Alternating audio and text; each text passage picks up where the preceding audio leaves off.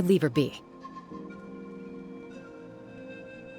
The warriors of the Flower Feather clan are a proud bunch who never show their vulnerability in public, even if they've gone wingless. Oh, Chaska? Good to see you again, Traveler and Paimon. Before we carry on, let's get a little further away before Koyer notices us.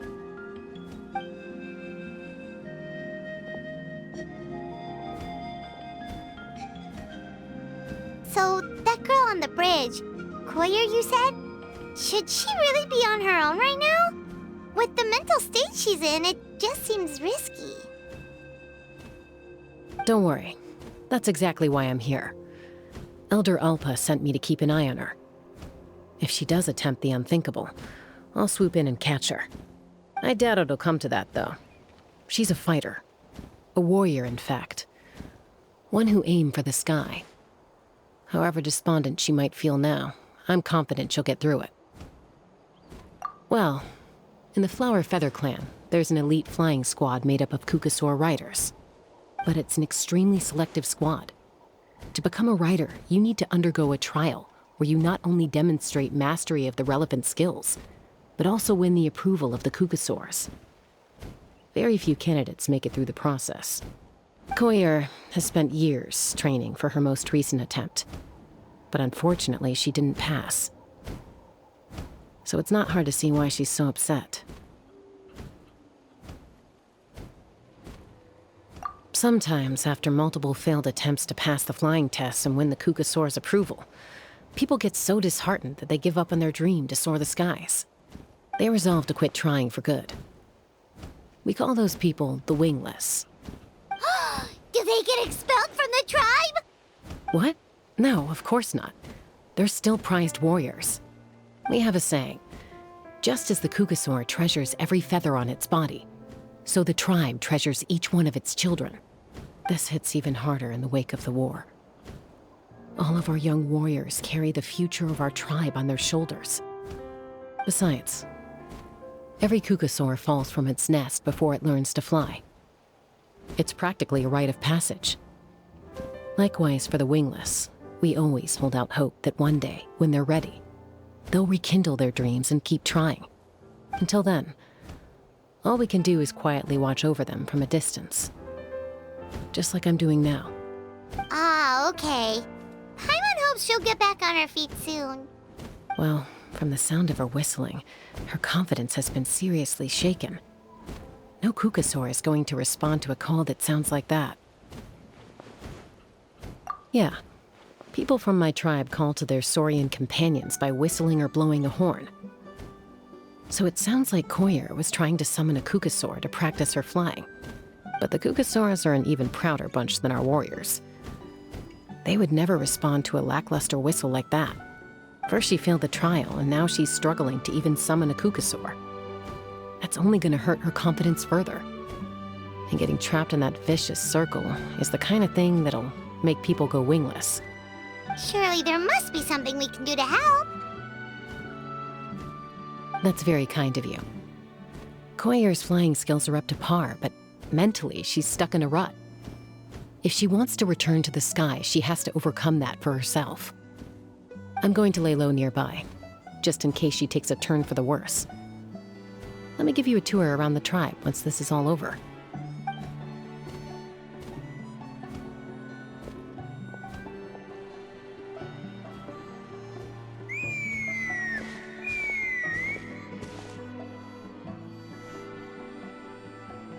Koyer still isn't giving up. Even though Chaska said that she has to do this by herself, Paimon can't help feeling like maybe we can nudge her in the right direction. What if we could get a Kukasaur to fly up to her? That might give her the confidence boost she needs.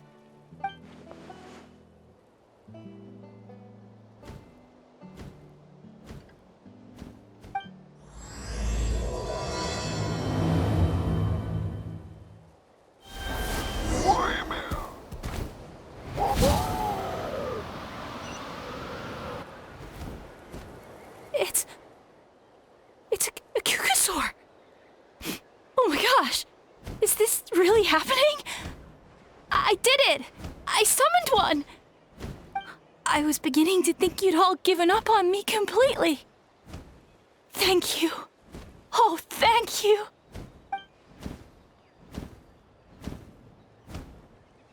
Excuse me? Would you mind if we did some flying practice together? Right now? I think I know where I went wrong in the test now. I need to maintain a higher speed on my turns. So, I just gotta practice my bell tail slides and split S maneuvers.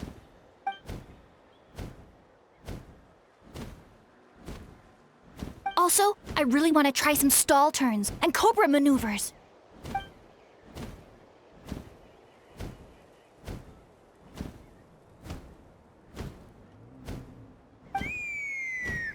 Huh?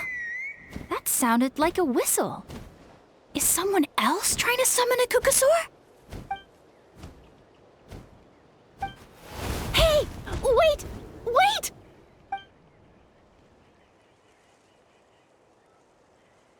Do you think Koyer's feeling better now? Let's go back to that bridge and check. Chaska! I summoned a Kukasaur! They do still respond to me after all! Although, unfortunately, someone else summoned it away again before I had a chance to go for a flight. Oh, really? That is unfortunate. But if you can do it once, you can do it again. Keep at it, and you'll pass the trial eventually. You're right. You know, I almost thought about giving up, but I'm glad I didn't. Hey, Chaska, how's Koyer doing? Huh? Who are you? And how do you know my name? These are my, friends. The Traveler and Paimon. You came up in conversation the other day because I was telling them about up-and-coming warriors in our tribe. Oh, the Traveler, huh? So that's you. What do you mean up-and-coming? I'm closer to being wingless than I am to passing the trial. Anyway, we haven't met before, have we? You look so familiar somehow. Maybe you saw her in the stadium? Or anywhere, really. She's been all over Natlan lately, so it's not surprising that you've seen her around. If you say so. Koyer, Chaska.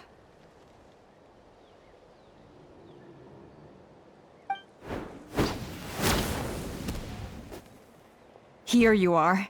I've been looking everywhere for you two. Oh, Elder Alpa! What's the matter? I thought I should tell you myself. We're going to redo the flying trials. Redo them? How come? This is so unexpected. And I can't believe you came out here just to tell us that in person. It's embarrassing to admit, but due to time constraints, we didn't do a proper inspection of the arena before the last round of trials began. Then we started to notice many candidates performing worse than expected. So we redid the inspection afterwards and found a number of issues which likely impacted candidate performance. This was entirely our mistake, and I apologize unreservedly. I know it doesn't make up for it, but I thought bringing you this message in person was the least I could do. Oh, okay. Chaska, these people you're with, are they the Traveler and Paimon? Huh? You've heard of us? I have indeed. Gathering intel is an essential part of being a warrior. Plus, you've already made quite a name for yourself in Natlan. Actually, I've been meaning to invite you to enjoy our tribe's hospitality for some time. Hospitality? Oh, that includes food, right? Of course it does. If you let us host you, you'll be treated quite lavishly. Mighty warriors are highly revered in our tribe. Besides, we still owe you for your help during the war. Without you, we would have suffered far worse at the hands of the Abyss. So I like the chance to show you our gratitude on behalf of the whole tribe. Mighty warriors, plural? So Paimon counts too? Paimon's starting to like you a lot. That should go without saying. Your flying skills are the envy of our tribe.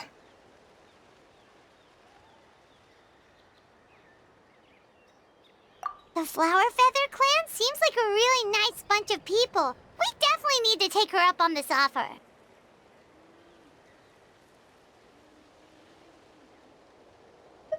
Well, I'd love to stay, but I'm afraid I still have to inform the other candidates about the retrials. With our younger generation's future on the line, there's no time to lose. Wait, Elder Alpa! Let me help! The sooner everyone gets the news, the better! Very well. In that case, Chaska, could I leave you to entertain our guests? Sure thing. Okay. Let's meet by the Obsidian Totem Pole later. Collier, let's get going. Okay.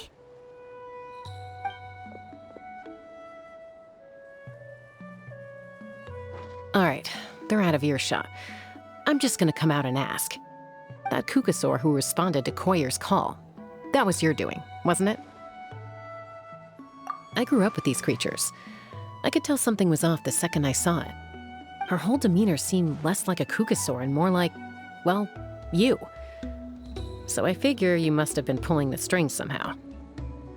She looked very flustered when Koyer asked for a ride, so I whistled to give her a chance to escape. And judging by the look on your face, that was a welcome intervention, huh? It's all right. If you'd rather your hidden talents remain hidden, I respect that. I won't press you for answers, and I'll keep my speculations to myself. You're the kind of person I'd still trust even if you had superpowers. I know you'd use them for good.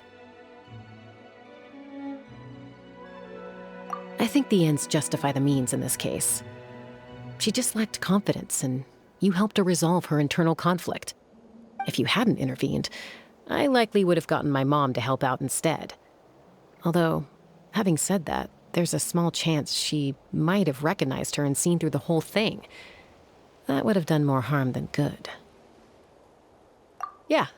Anyway, if you're free now, how about I give you that tour I promised?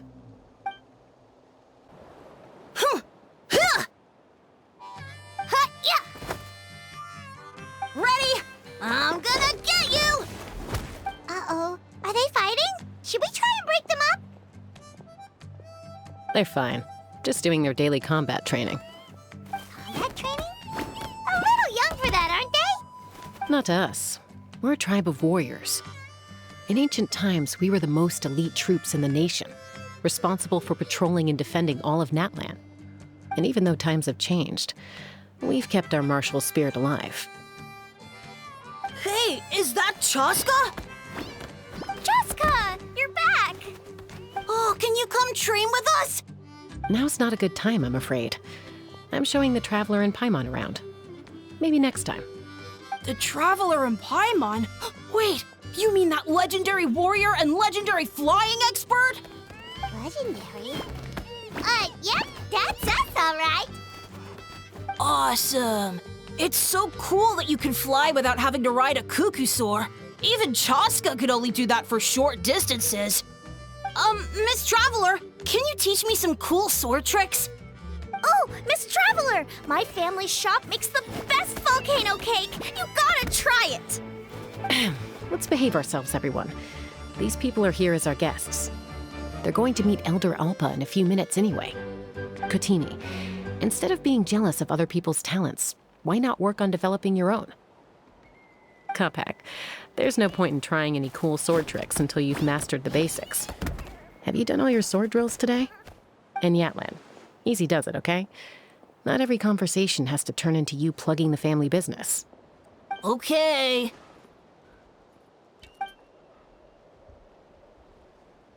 Sorry about those kids. They just got overexcited when they heard your name. Hope it didn't bother you too much. This is a volcano cake that Yatlan forced into my hands. She said to think of it as an apology gift. Whoa, it smells amazing! Traveler, you want some? That's good. Yatlan will be thrilled. By the way, Chaska, those kids really adore you. You're way better with them than Paimon expected. Paimon figured you'd be more... aloof, maybe? Aloof, huh? Well, to be fair, there was a period when I was like that. Around the time when I first joined the tribe. But it's a terrible attitude to have as a peacemaker. It tends to turn situations that could have had a peaceful resolution into a stalemate that can only be resolved by force. Yep, exactly. As long as other options are available, I try to avoid that at all costs. Someone once told me that peace imposed by force will crumble in a matter of days. But peace achieved through genuine dialogue actually benefits both sides, even if sometimes the parties are only willing to negotiate because they're both armed to the teeth. That's true. Hey, Chaska! Uncle Cusco knows you're back, and he's coming to get you. Oh, thanks. Traveler, Paimon, gotta dash. I'll meet you at the totem pole up ahead. You can't miss it. It sticks out like a sore thumb. Wait, are you running away? First rule of conflict resolution? Grab the fan and run before the you-know-what hits. Trust Chaska to make even running away sound cool. Sorry about this. Just stall him for me, okay? I'll explain everything later.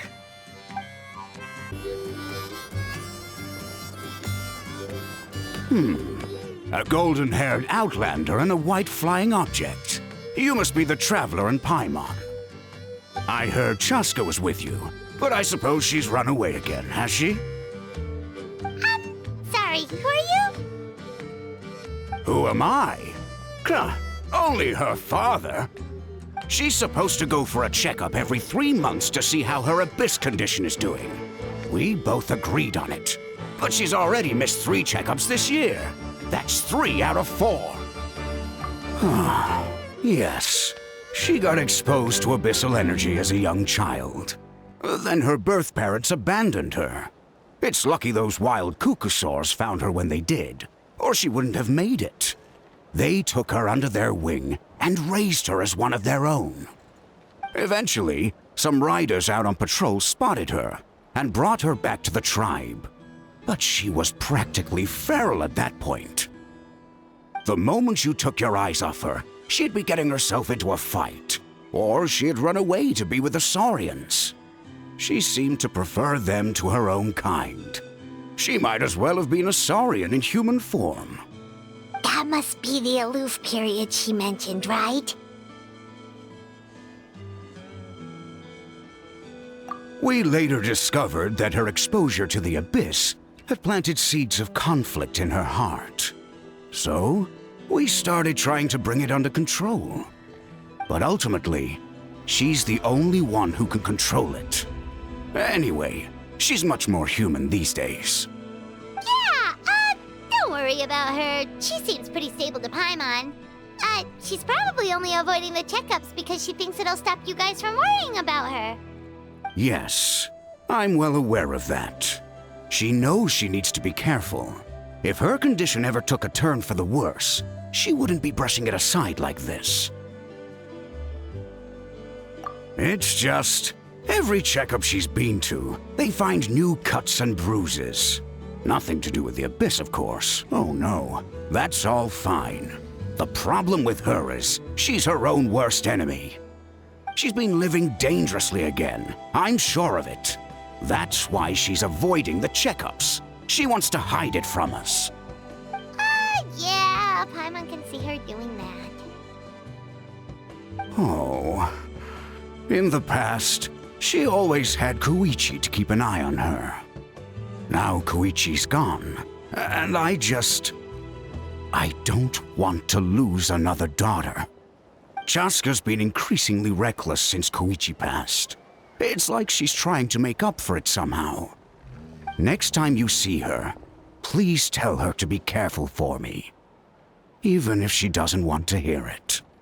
If she doesn't want to do these checkups anymore, that's fine. I just want her to stop putting herself in harm's way.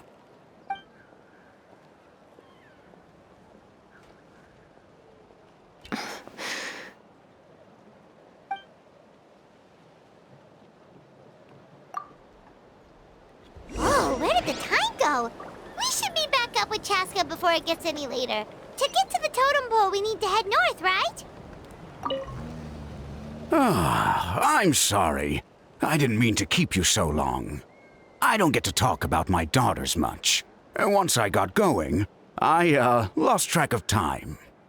I should be getting back to work now. So, oh, Chaska. Help me talk some sense into her, won't you? Hey,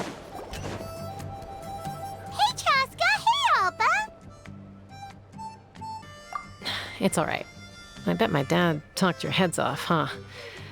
What did he say? I was sometimes a little impulsive back then. That's putting it mildly. The memories. It feels like it was only yesterday when we brought you back and had Cusco and his family take you in. Back then, no one imagined this feral child would grow up to be the strongest warrior of the Flower Feather clan. Huh?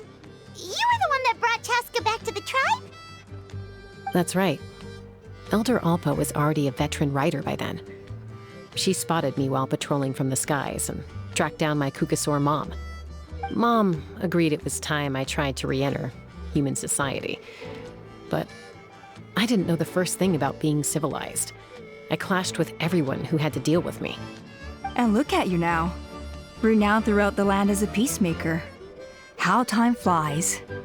When the day comes that I can't fly anymore, it will be up to you to look after our tribe and our flying squad. You know me, though. I'm not a natural commander. I'm better off as a lone wolf on the front line. So stick it out at least a few more years, okay? Give Koyer and the others time to come into their own. Oh, stop. Wait, so isn't the leader just the strongest warrior in the tribe? At least Paimon figured that's how your tribe would work.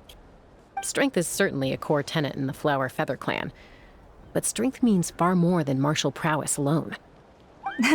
If it all came down to individual strength, I'd struggle to call myself a warrior, let alone a member of the flying squad. Any fighter in the tribe could take me down. Well, sorry to disappoint you. It was something I aspired to at one point. So much so that I went adventuring in the Cinder City, Ochkanatlan, to try and prove myself. But it was foolish of me. I wasn't ready. I came back empty-handed and seriously injured. The fact that I survived was something, I suppose. But after that, I never seriously considered myself a strong fighter. And yet, you still managed to become the leader of the flying squad, thanks to your experience and determination. All while battling those old injuries. Don't you think that's a display of strength in its own right? Let's shelve this discussion for now. Traveler, Paimon, there are some simple refreshments on the table. Please help yourselves. Yes! Paimon was waiting for that part! They were for the snack stomach. The refreshment stomach still has plenty of space.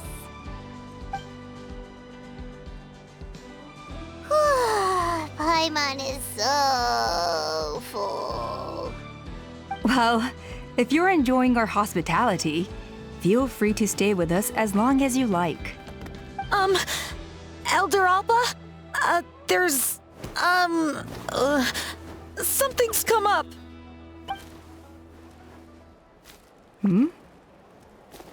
What happened?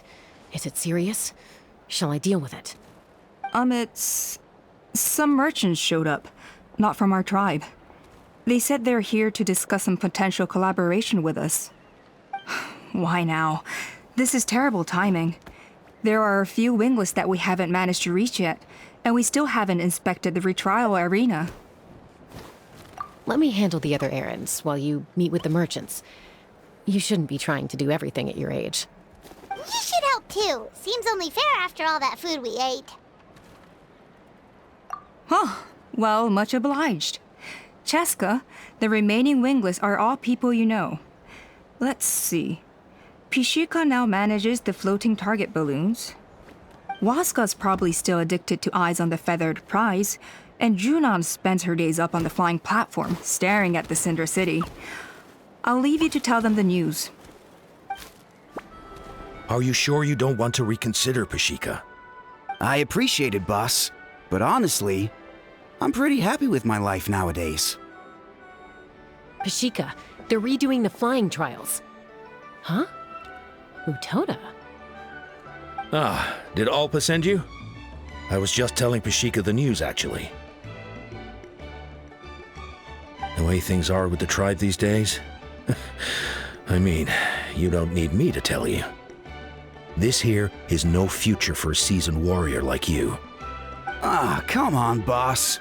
Do you have any idea how long it's been? I've been wingless for years now. I'm not cut out for that anymore. Of course, I'll do my part if we ever need to defend the tribe. But there's really no point in me trying out for the flying squad now. I've already made my peace with it. Not everyone has what it takes to return to the sky after going wingless. Elder Alpa's perseverance is something else. And it's okay if I'm not destined for greatness.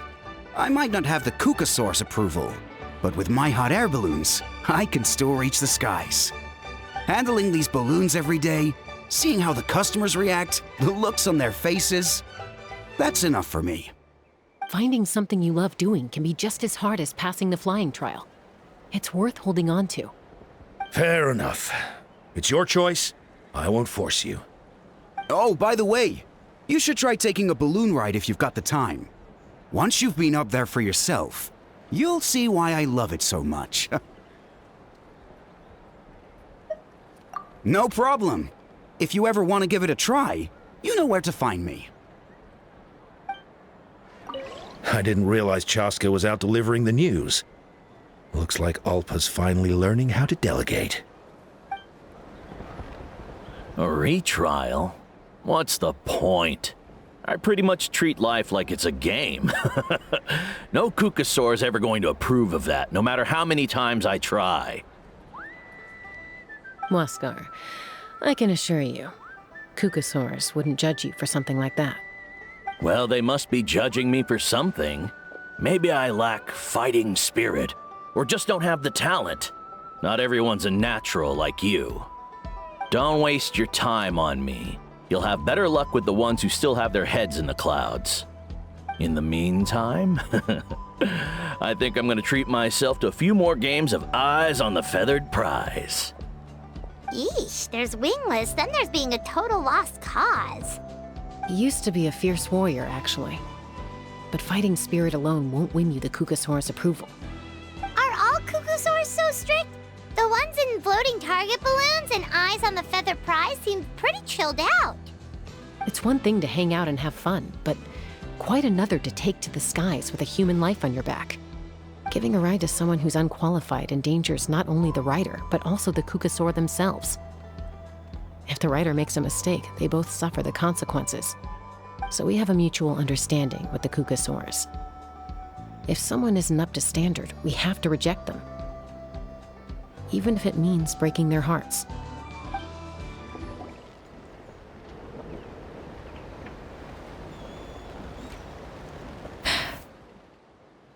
Hey, Junan. Gazing out at Tlalocan again, huh? Chaska? What are you doing here? Is something up? The flying squad is hosting retrials again soon. Want to give it another try? Maybe you're forgetting the definition of wingless. I've failed so many times already that I've decided to call it quits for good. I'm done. Elder Alpa always goes out of her way to come and tell me when a new trial is coming up, and it's nice of her to think of me. But nothing's gonna change. I'm not going to suddenly pass just because they're holding another trial. They're making some big changes to the arena this time, so the flying experience should be smoother than before. Koyer's gonna try again. No, forget it. If I was genuinely good enough to make the squad, the location shouldn't affect my chances. A true rider can fly confidently whatever the conditions, like you and Elder Alpa. Junan! They're redoing the... Huh? Chaska and the Traveler. You're already here. I guess they told you already then. Come on, let's go train together.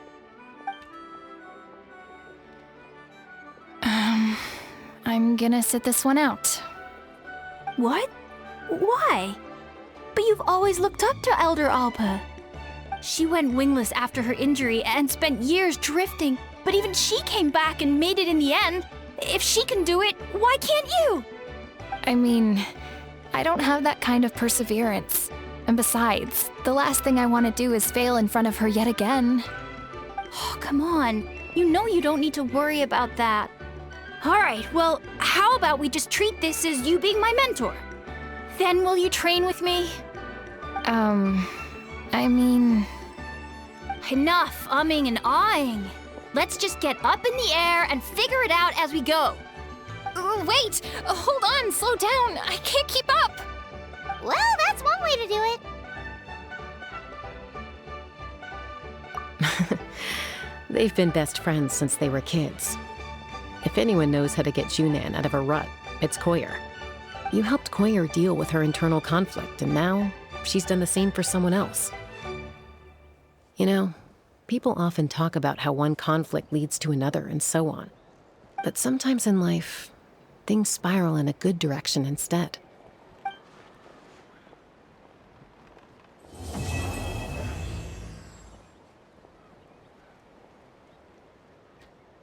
We've notified all the wingless on the list now, right? Where to next? The trial arena. It's not far from the tribe.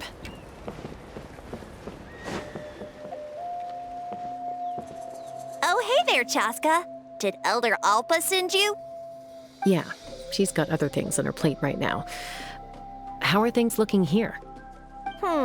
Well, the inspection revealed numerous blockages all over the trial arena. It looks like they're the result of ley line disorders caused by repeat abyss invasions. Theoretically, we just need to clear those obstacles, and the arena will fill up with gaseous phlogiston again. But that's proving difficult to achieve in practice, for all sorts of reasons. Why don't you head on down and check things out for yourself? Feel free to ask the staff for more details.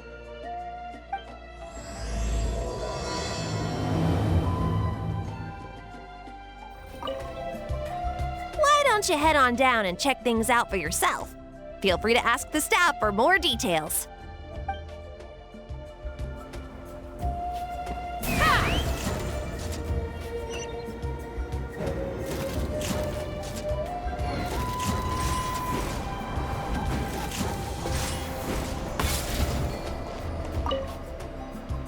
I think it should be possible to clear this spot with just a few hard hits. But there are signs of strange life in here. Meddling with it might be dangerous.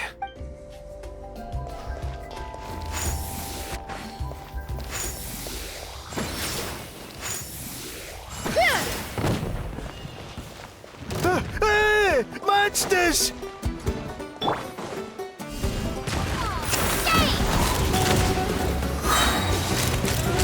Open fire! I thought I was done for.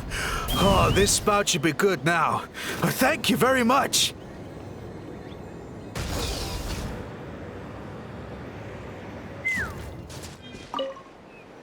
This is crazy. I put all of my strength into it, but it just won't break. Maybe Inkanak was right after all. If a stable structure is formed inside the solid phlogiston, I'll need to hit all the weak spots at the same time to break it. But how am I supposed to do that?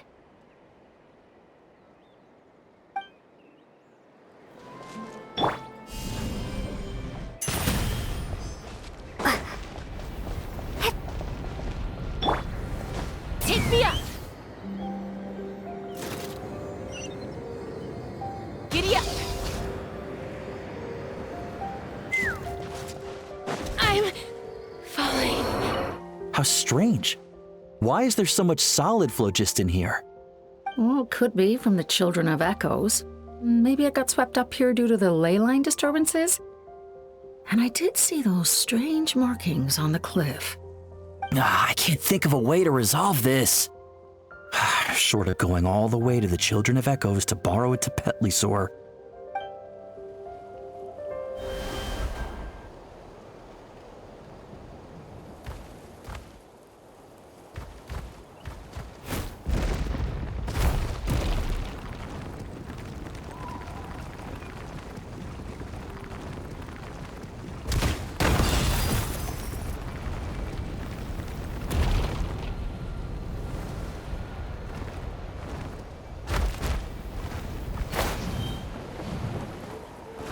Let's burn this breeze.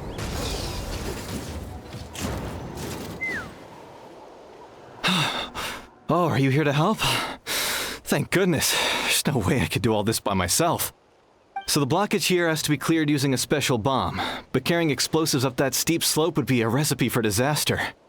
If I dropped it or slipped and fell, I'd be blown to bits in an instant. So, my plan was to transport the bomb to the other side, then send it over in a hot air balloon. All I need now is for someone else to strike the balloon at the right moment, dropping the payload right on top of the spout, and problem solved. What do you think?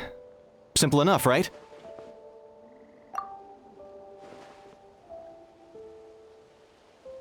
Huh? Oh, that one. No, I've got no idea who that belongs to. Or how they got it up so high. I just wish I could fly up there and check out what kind of tech they're using. Ah, well. Getting the trial arena back in order is more important. I'll head over and set up now. Let me know when you're ready.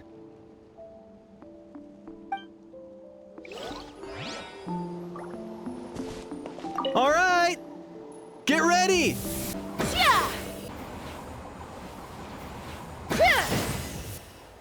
The gaseous phlogiston is being replenished. Looks like all the spouts have been unblocked. Let's head back up. Wow, you took care of everything in no time at all. Incredible work. Now we just have to wait until the gaseous phlogiston is fully replenished. Then we can kick off the retrials. Actually, Inkanak, I'd like to do a test flight first, just to make sure we're not missing anything. Could you arrange that for me? Huh? But you only just finished getting the arena ready. There could still be other hazards we're unaware of. All the more reason to have me test it out. Think of it as another inspection. I guess you're right. With your flying skills, you won't be in any serious danger, even if there are hazards we overlooked. The conditions in this area seem a little unstable, but a test flight is the only way to catch any lingering issues. All right, I'll get things set up for you. Just let me know when you're ready. Are you ready? This should be a piece of cake for Chaska, but still, try to be careful. All right, then spread your wings and fly. Let's fly.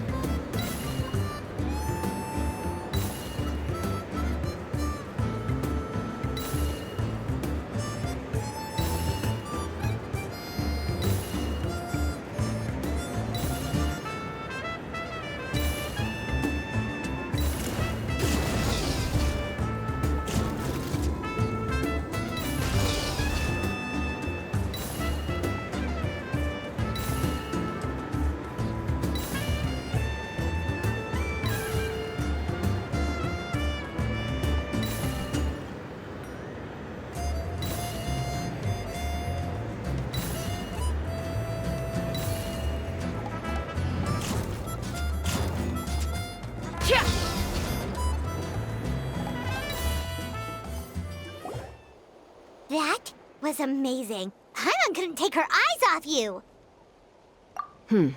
No, nothing major. Give it a few days, and we should be able to conduct the trials. Help! Help me! You're from the Flower Feather clan, right? Please, come quick, you've got to help us! Catch your breath first. What's the situation? We got attacked by a Kukasaur. My friends are still stranded in the middle of the road with the goods we were transporting.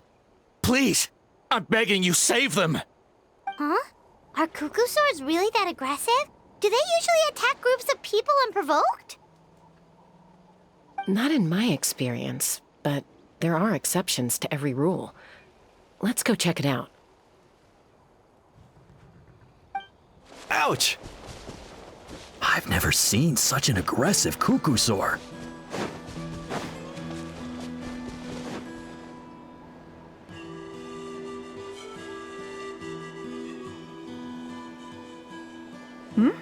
Chaska? Traveler?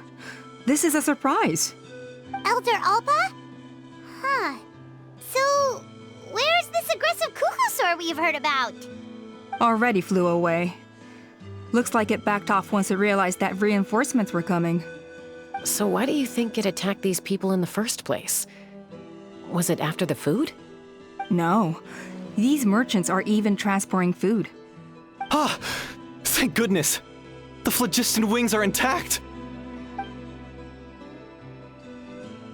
Phlogiston wings.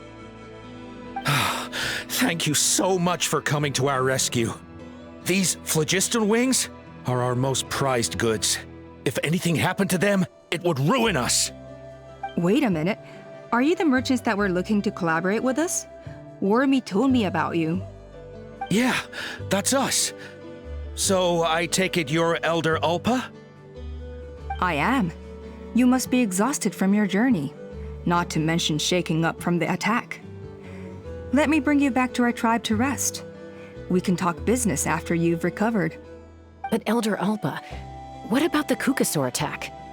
Well, our guests here weren't seriously injured, and their goods are intact. Perhaps that Kukusaur was just having a bad day.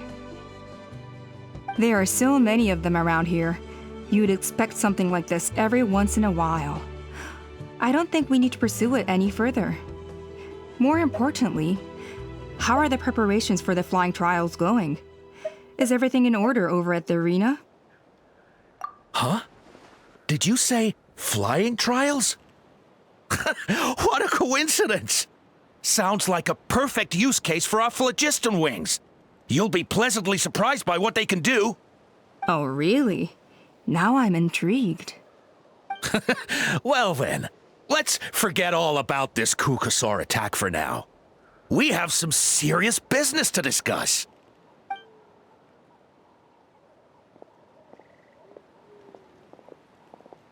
Huh? So that's it? That all went smoother than expected. Well, guess we'd better get going. Huh? Chaska?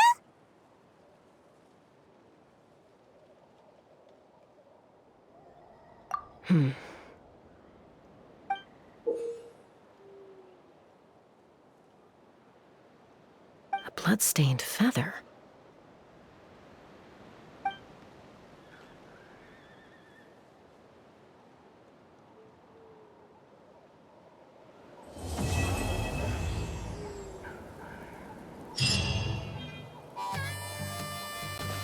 The Flower Feather Clan should be about ready to hold the new flying trials by now. Let's go check it out!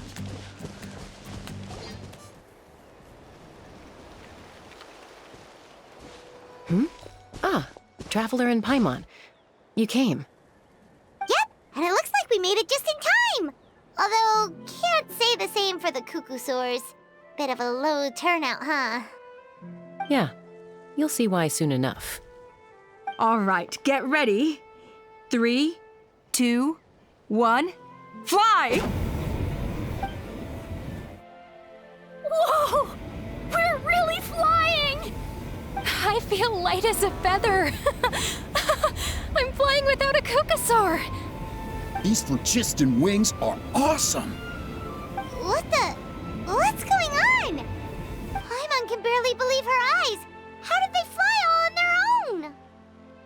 The merchants we ran into that day were selling a product called phlogiston wings. It's a flying machine worn on the back. To operate it, you just use a handheld trackball that controls the flow of gaseous phlogiston. That's incredible. Yeah. If our tribe, if Natlan mass adopted this technology, it would revolutionize our mobility and responsiveness in times of crisis. Just think of the countless tragedies that could be averted.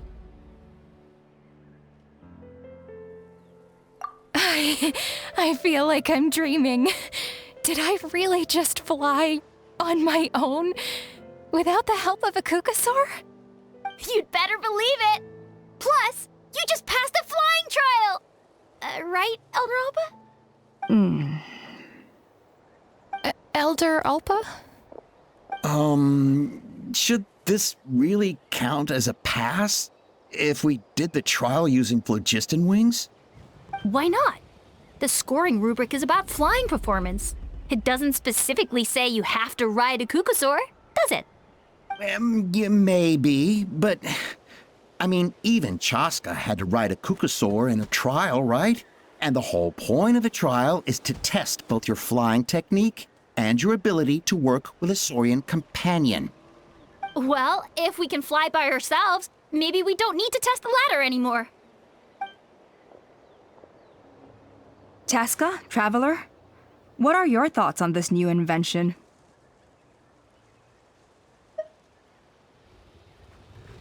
Right? That's what I think too. I agree that they have strategic value, but I don't think it makes any sense to evaluate candidates by the current testing standards if they're using phlogiston wings. Why? Shunan finally mustered the courage to go through with this, and now you're saying it doesn't count? We don't have any experience using these wings in battle, nor is it immediately obvious how to incorporate them into the existing systems in our tribe. Taking a longer-term perspective, I think we need to start by getting thoroughly acquainted with how these things work. Then we can develop a new trial format with new assessment criteria, tailored to candidates using the phlogiston wings. You all raise valid points. But Chaska, while your proposal sounds perfectly reasonable, it would probably take years to put it into practice. We lost so many people in that war. These phlogiston wings could be exactly what we need to strengthen our forces and boost morale in this trying time. And as for real-world battle experience, there will be plenty of opportunities to gain that. I have high hopes for you, Junon. Huh? Hey, stop staring into space! Say thank you! Oh, thank you. Thank you, Elder Alpa. You have nothing to thank me for. Remember, the way you got your wings back was by relying on yourself. Oh, Elder Alpa! Bad news! Kukusaurs are attacking the merchants again! Again? Okay, everyone, stay put while I... Huh? Chaska?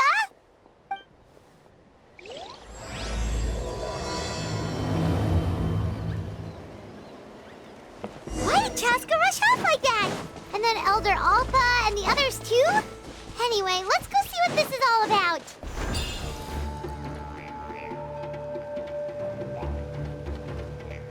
Oh, it's back! It found us again! Run! Get out of here!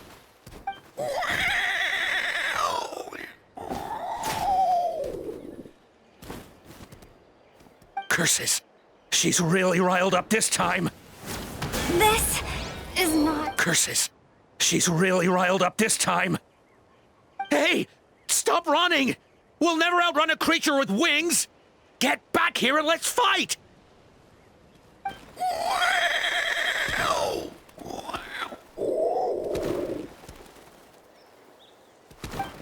Stop! All of you! Chaska! Oh, wonderful! Quick, get rid of that thing!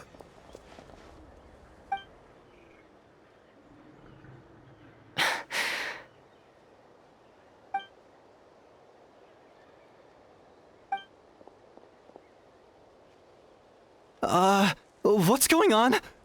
Why isn't she doing anything? So it really is you, sister. Wait, sister? That Kukusaur is Chaska's sister?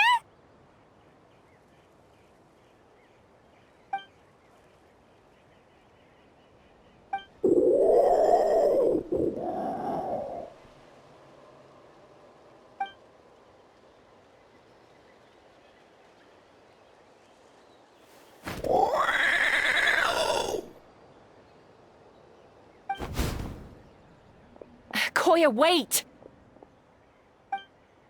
Is Chaska gonna be okay? Should we go check on her? Is everyone all right?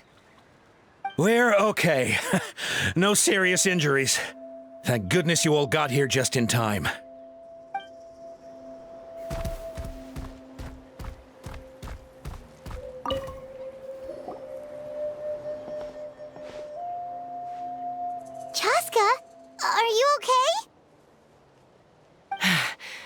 I'm fine. Sorry for making you worry.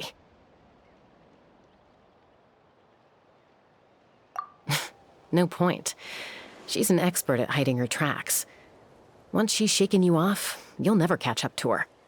At least, I always used to lose to her at hide-and-seek when we were kids. Well, yeah. You know I was raised by Kukasaurs. Anyway, she and I grew up in the nest together. Her name's Koya, and she's my big sister. We played together all the time, chasing each other through treetops or mountaintops. It felt like it would go on that way forever. Until the day I was sent back to live with the humans. Not all Kukasaurs are friendly towards people. Koya, for instance, she's fine with me because we grew up around each other, but she's not fond of other humans. When Mom decided to send me away, Koya strongly protested, and after I left, she became more and more reluctant to interact with humans. Maybe she thinks that humans stole you away from her. It's a possibility, but in any case, we still stayed best friends at first. I had a hard time adjusting to life in the tribe, so whenever something went wrong, I'd run off into the wild and vent to Koya. Ah, so that's what Uncle Cusco was talking about. He said you seemed to prefer hanging out with Saurians to your own kind back then. Yeah, I did. But then, gradually, everything changed. With a new mom and dad, a new tribe, and Koichi, I started getting curious about these humans and made an effort to understand their behavior. The more time I spent with them, the less I spent with Koya. And then, one day, it was Koya's turn to leave the nest. She sought me out and asked if I was willing to leave the tribe and go live in the wilderness with her. As far as I can remember, that was the first time she ever approached a human settlement on purpose. So, how did you answer her? Well, I wouldn't be standing here talking to you if I'd said yes. No, I was torn. On the one hand, I'd already made up my mind to embrace my new family and accept my human identity. But I also knew that Koya wasn't a fan of humans, and I didn't want to disappoint her. She took my hesitation as an answer. She saw it as a personal betrayal, threw a huge fit, and then flew off. We hadn't seen each other since, well, until today. Not for a lack of trying, though. I tried asking Mom where Koya's new nest was so I could talk things out with her. But Koya had already asked Mom not to tell me where she'd moved to. It must be hard for Mom, being stuck between her two daughters. So I didn't press the issue. And I didn't go looking for her. If things carry on like this, I need to make sure I find her before anyone else, even if she doesn't want to see me. For now, let's bring the wounded back to the tribe, and see what Mutota and Elder Alpa have in mind. So, I hear there's been another Kukasaur attack. Ha! I knew it! They're wild animals, and they can't be trusted. Hey, show a little respect. The Kukasaurs are our partners. Maybe in the flying squad, but they don't give a hoot about the rest of us. Well, now that we have the phlogiston wings, do we even need the Kukasaurs anymore? Are you kidding? How are we supposed to protect our tribe without them? I didn't mean it like that. Huh? Protect our tribe? Or are you just scared that your precious flying squad will lose its prestigious position? You take that back! Things are changing so quickly. Chaska, there's a conflict emerging there. Aren't you going to nip it in the bud? The whole tribe's talking about this now. Breaking up a single fight won't solve anything. The real source of conflict here is the phlogiston wings, and what happened with Koya. On any other day, people would just brush this attack aside. After all, clashes between wild Kukasaurs and humans are no more common than those between people. But now that the phlogiston wings have entered the equation, it's sparked a debate over whether our tribe needs the Kukasaurs at all. I worry that we risk repeating the mistakes of the Cinder City. Back then, Lord Ochkon's hatred of the Saurians nearly destroyed the peace forged by the Pyro Archon. Chaska, to prevent things from deteriorating further, I'd like to task you with restoring peace to the tribe. I will. Traveler, you've already done so much for Natlan, and the Flower Feather clan has no right to ask more of you. But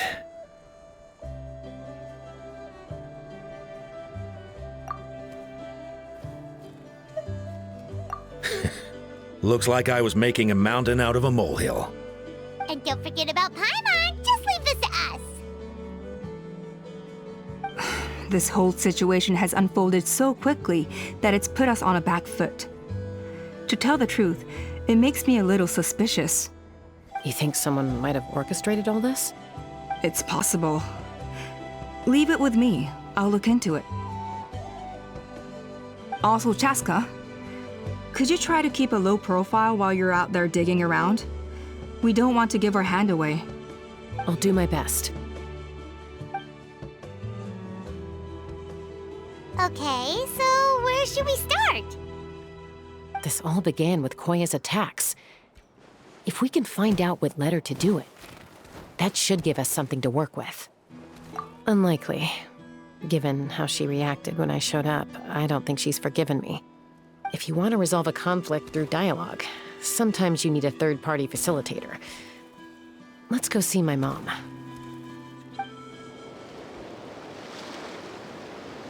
Wow, so this is where you used to live as a child? Mm-hmm. When I was little, we used to do this thing where I'd jump from the top of this tree, and Koya would fly over from the platform and catch me in midair. Or sometimes we'd both fly from the treetop together, and then after some aerial maneuvering, she'd throw me up onto that platform. After we got a bit older, we went to the nearby shores looking for even greater heights. Ah! Stop! You're gonna give Paimon a heart attack! Oh, really? I just thought it made a fun story. Then I'll share more with you when there's time. Anyway, back to the matter at hand.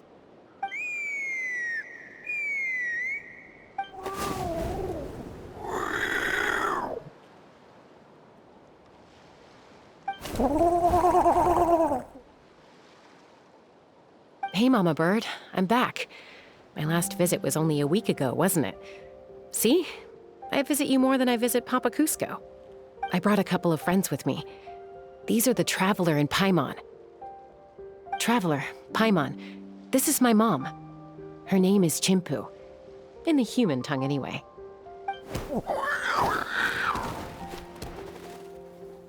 Hi! No, not really. I don't speak it as such, but I can sort of get the gist. Although only with Mom and Koya, since I spent my formative years with them. Even then, it's basically a best guess based on their sounds, body language, and expressions. Seems to work about 9 times out of 10, anyway. As for whether Mom understands me, I can't always tell. But somehow we still manage to communicate. Call it the family bond, I guess.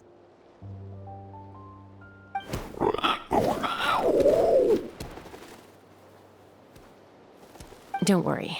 I'm doing well, but I think Koya might be in some trouble.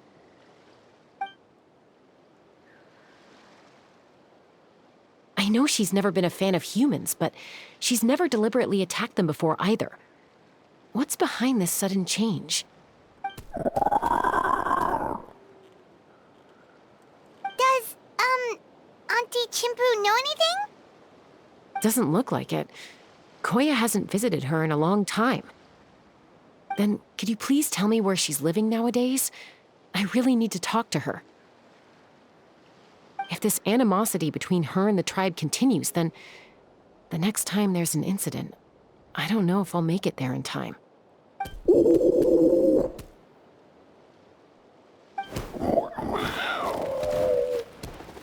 She said she'll take us there. Thank you, Mom.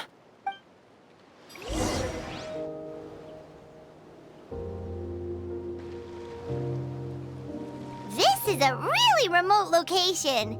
because she was trying to get as far away from humans as possible. We stay here? Okay. Got it. Traveler, Paimon. Mom says we should stay out of sight for now. She'll talk to Koya first. Koya is very hostile toward humans right now. So if we show up unannounced, it might just make things worse.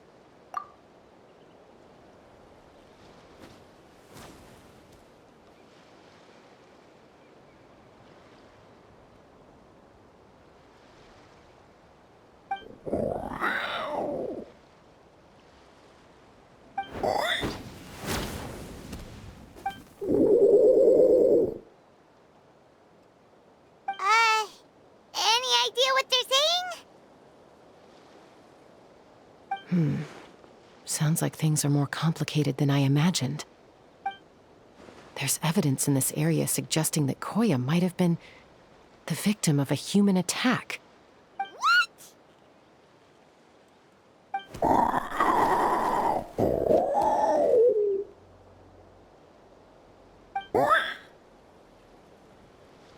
No! It's Chime, Koya's child. The attackers kidnapped her. They came over the sea, under the cover of night, and they took Chime. What the heck? Who would do such a thing? I searched day and night, and finally found them.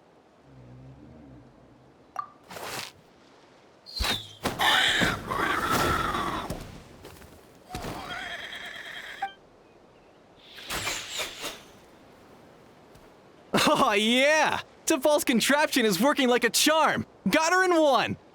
Hey, there's another one! Wait, is that the one that got away last time?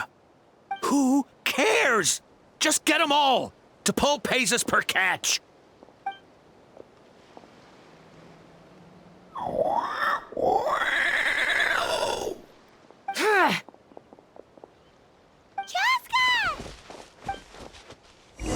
Chaska? How do you get here? Quick, stop her! Don't you even think about running away!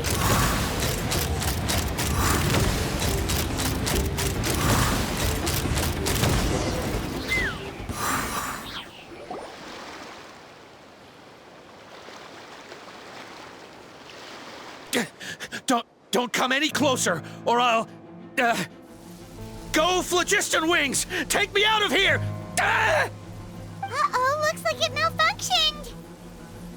This is bad. Mom and Koya are already injured. And if that thing explodes right next to them... Help! Elemental energy suppresses it! Please, someone! Get back!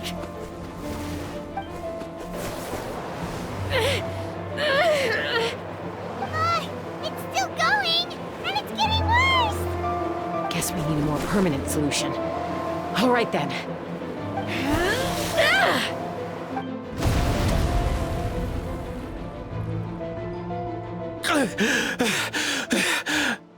That was too close. I thought I was gonna die.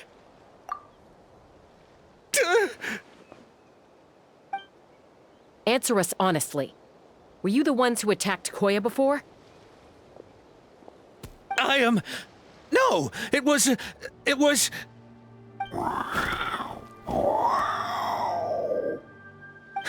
Well, she says it was you. Just tell me, who sent you here? It was T'Pol. He told us to catch all the wild Kukasaurs we can find. And he also said that this Kukasaur has become a thorn in his side, so it needs dealing with urgently. T'Pol? Huh. Sounds familiar. But where from? Well, he tends to send his orders in writing. He pretty much never communicates with us in person. When he does, he wears a mask to hide his face. And whenever we trade Kukasaurs for Phlogiston Wings, we deal with his henchmen. So you didn't even make those wings? All we did was slap some labels on them and transport them over here, to make them look like they're imported. To make it harder to trace their origins. I don't know, honest! Well, that's mighty convenient, huh? What about if I held a gun to your head? Would that change your answer? No need. I'm sorry. I'll tell you everything I know. T'Pol doesn't tell us much, but he always stresses that he wants them alive. So that gives us some clues. This is just a best guess, of course, but we suspect that the gaseous phlogiston stored in the trackballs is drawn directly from the Kukasaurs. What?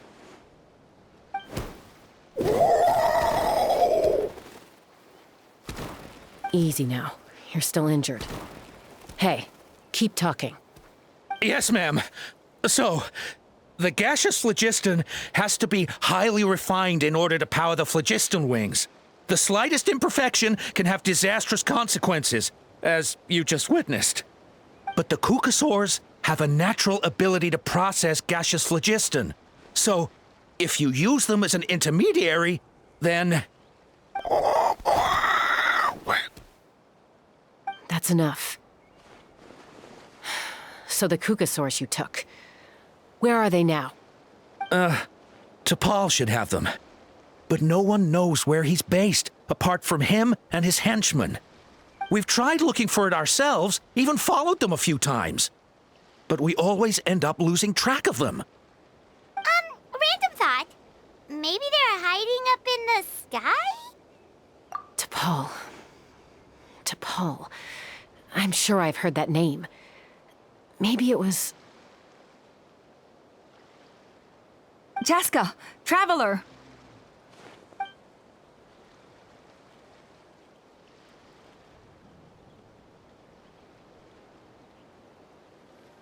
That voice! It's Oppa!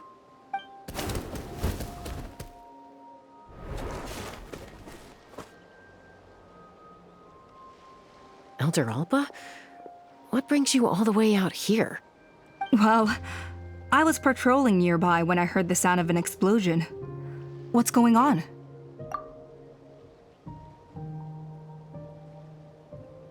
I don't believe it. Elder Alba, does the name T'Pol ring a bell to you? I feel like I've seen it written down before. Maybe in a list of candidates for the flying trials? Huh? So he's a member of your tribe then? No. If he was a member of the Flower Feather clan, I definitely know him. Now that you mention it, I do remember a young man from outside our tribe who came to participate in our flying trials once. You were away on a mission at the time, which is probably why you don't remember him. He was a craftsman from the Children of Echoes, but he'd always dreamed of soaring the skies, so he wanted to join our flying squad. The Children of Echoes? That's rare. But despite his best efforts, he unfortunately failed to pass the trial and gain the Kukasaur's approval. In the end, he went wingless and returned dejected to the Children of Echoes. Wingless, huh? Maybe he invented the phlogiston wings to get revenge on the Kukasaurs. Perhaps. Or maybe it's simply his way of dealing with his regrets over his past flying endeavors. Either way, it doesn't excuse his abuse of the Kukasaurs. I'm gonna take these guys back and expose the truth to the tribe. It's time for this conflict to end. Easy, Chaska. Remember what I said about keeping a low profile? The ringleader still hasn't shown himself, and this man's allegation about powering the phlogiston wings with Kukasaurs is only speculation. Bringing these men to the tribe now won't win over any current supporters of the phlogiston wings. In fact, it may even escalate the conflict further. After all, many are mistrustful of the Kukasaurs after recent events. Is that why T'Pol waited until now to try to capture my sister? I don't know. I mean, he did tell us to spread negative rumors about the Kukasaurs and slip some Mora to anyone opposed to them, but...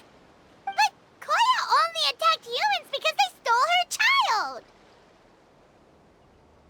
Nevertheless, we will be hard-pressed to change people's minds while emotions are running high. Unless we have irrefutable evidence.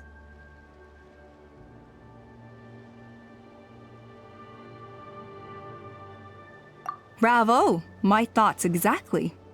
In the meantime, leave these men with me. I'll escort them back to the tribe. I'll take the other members of their crew into custody too. They won't get another chance to stir up trouble. Fair enough. I guess finding T'Pol is going to be the key to resolving this conflict. Let's hope the Children of Echoes have some info on him.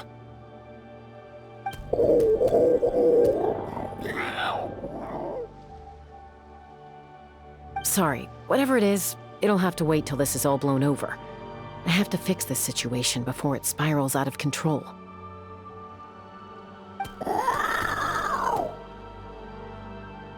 Mom, Sis, rest up and get well soon. I gotta fly.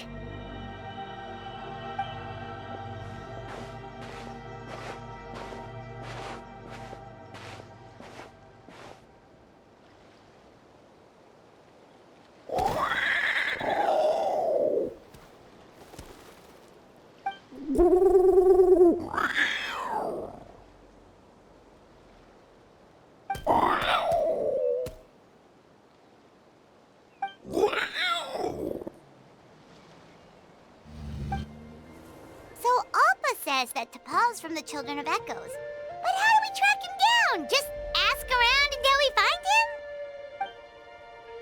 Let's start by talking to someone we know. It'll be faster that way. At this time and place, I'll bet the easiest person to find is... Wakey, wakey, Shilonen! Oh, it's you. Okay, give me a second. I'll come down.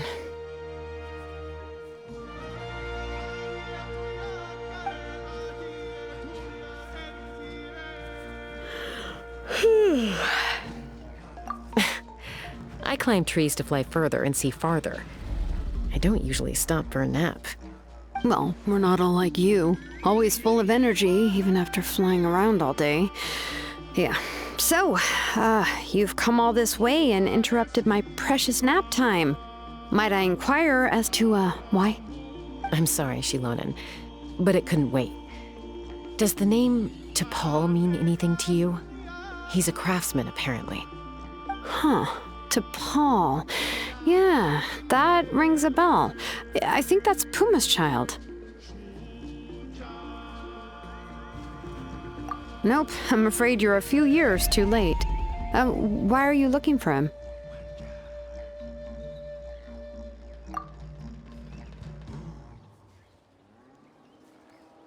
Huh, phlogiston wings. Wow, okay. The kid actually pulled it off. Well, looks like, no more rest for me today. Pulled it off? You mean he's tried making something like this before? Yeah, he started trying to build a flying machine right after he got back from the Flower Feather clan. So right after he went wingless, then. Was this flying machine anything like the gun you made me? You mean your gun that's harder to tame than the proudest Kukasaur? No, he wanted to build something that allows anyone to fly freely, even if they're not naturally gifted. But he never got very far back then, though.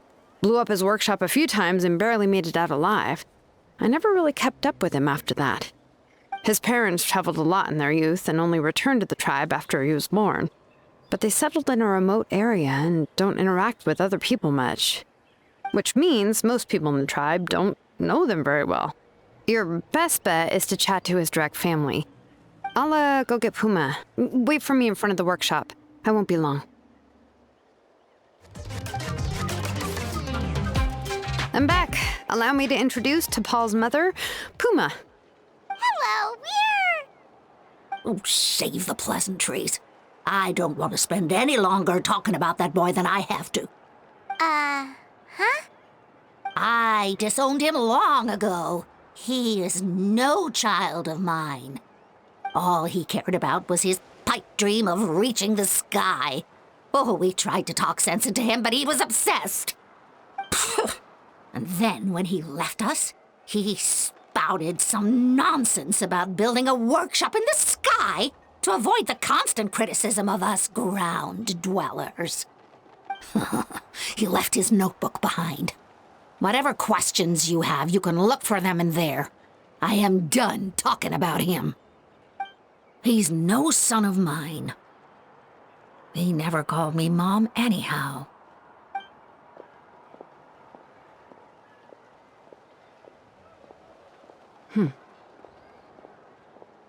Wow, they've really fallen out. Paimon sure wasn't expecting that. Her husband, T'Pol's father, he passed away recently, and T'Pol didn't even bother to show his face at the funeral.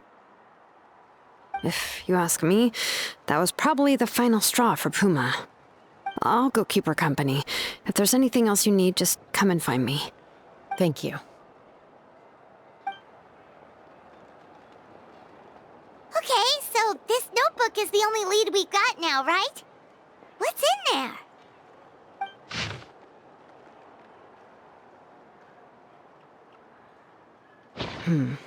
Some early designs for the phlogiston wings, and some theorizing about an airborne workshop. Tlalocan, the Cinder City. Looks like that's where he got his technological inspiration from. So, was he serious about the workshop in the sky? But that's such a big project for one person. Do we think he actually pulled it off? Oh, yes. The one from the trial arena that was super high up! That balloon has been there for a while, and everyone's been wondering how it got up there, but what if that's the wrong question? What if it started off even higher up, above the clouds and out of view, and it only descended to its current height due to some kind of malfunction? Part of T'Pol's workshop? Seems likely. If T'Pol's base had been hiding above the clouds this whole time, that would definitely explain why Isidore couldn't find it. Paimon totally called it! But how do we get up there? Chaska, can you even fly that high? By myself? Possibly.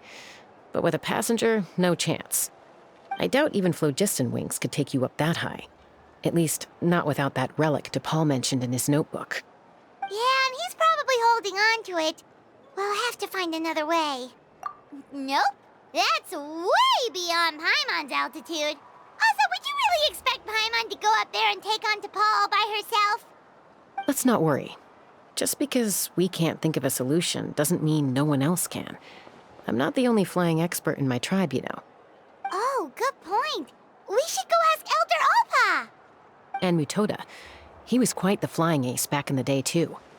Let's head back and see what they suggest. Chaska, you're finally back. Things are getting really tense in the tribe. Have you made any headway with your investigation? Some people even think we arrested the merchants just to support the flying squad and crack down on the phlogiston wings. We found some promising leads, but there's a major obstacle standing between us and the irrefutable evidence we need. A relic from the Cinder City? So Tlalocan's still managing to sow discord, even after all these years. An airborne workshop and a hot air balloon above the trial arena. And that's where you're trying to get to now? Neither phlogiston wings nor a Kukusaur can take you that high up. Do you really think that's where T'Pol is hiding? You know what? There might just be a way. Really? Do you still remember those spouts in the arena? When they were all blocked, the gaseous phlogiston was trapped and unable to flow. But now, it's flowing freely. If we were to block them up again... You mean all of them except the one at the very top of the arena? To build up the pressure there? Precisely. With all the gaseous phlogiston flowing through one spout, it would create a high-pressure wind current. And then we just ride it up into the sky! Yes, it has its risks, but with Chaska's abilities, I think she could manage it. It's an extremely risky approach, but I agree that it's feasible. If you want to give it a try, check with Inkanak at the trial grounds. She can explain how to block the spouts. Chaska, if anyone has a hope of seizing this evidence from the high heavens, it is you. We'll do our best to manage the conflict within the tribe while you're gone. Hopefully, it'll buy you some time. Chief, we should put a defense plan in place, just in case.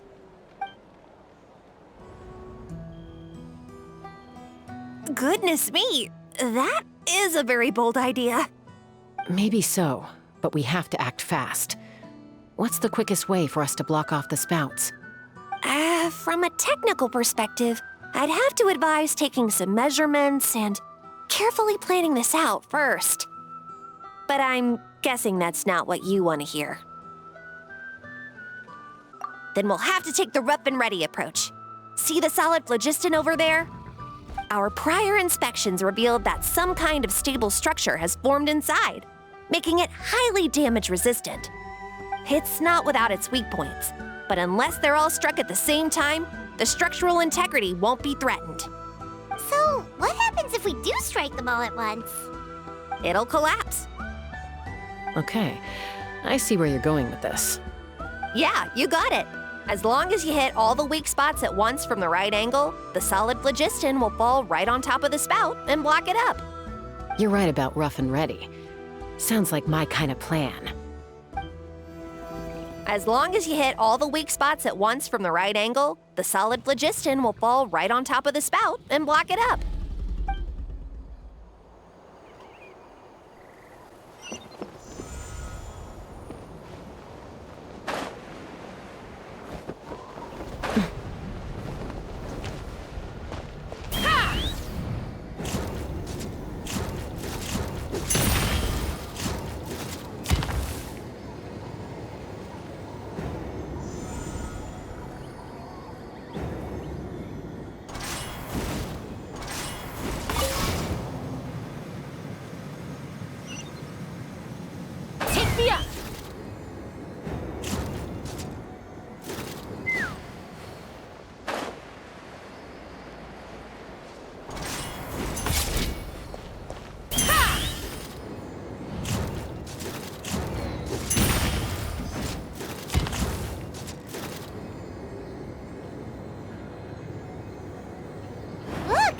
Chunk of solid phlogiston right over that spout!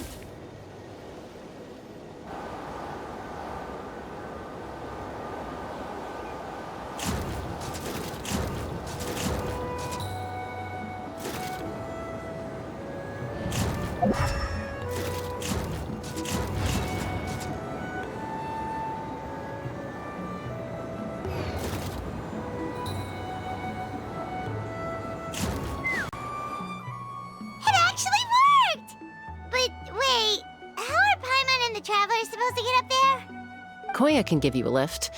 She's actually been following us this whole time.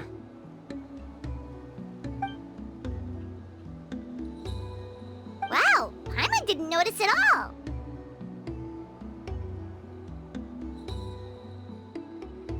Well, probably because she didn't want to get too close to humans. Or maybe just me. But right now, we need her power.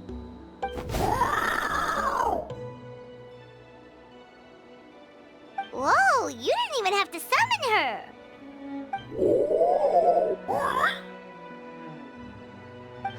Yes, up there. That's probably where Chime is. All right, let's go have a little talk with this T'Pol.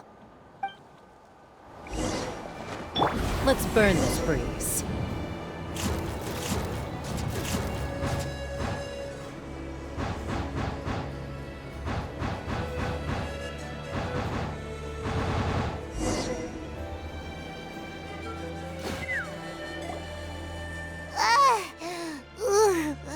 Haven't ever flown that fast before. She feels so ready to throw up. Aha. Just as I thought. It might look like a regular hot air balloon from the outside, but up close, it's clearly been heavily remodeled. And sure enough, it only descended below the cloud line because the custom-built machinery malfunctioned. I should be able to figure it out with T'Pol's notebook. Thankfully, I know a little DIY from fixing up my guns when they're having issues. That should just about do it. Now all it needs is a nice hard kick. Maybe that works on your guns, but Huh? We're really moving!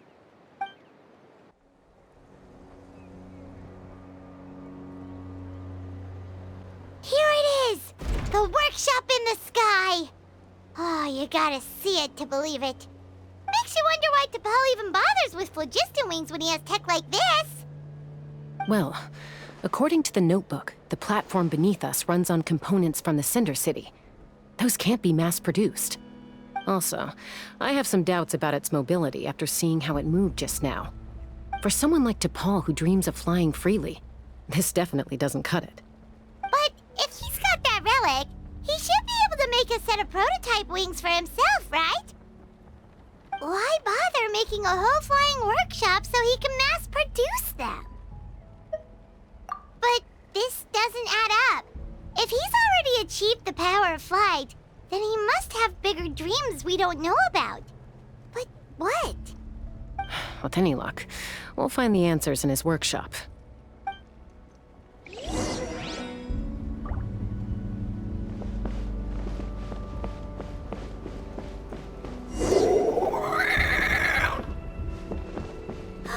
Cuckoosaurs! Seems like the merchants were right.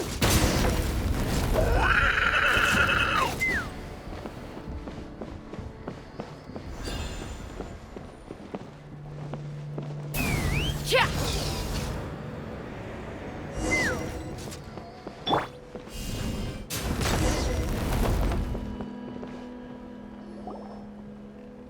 Why won't it fly away like the others?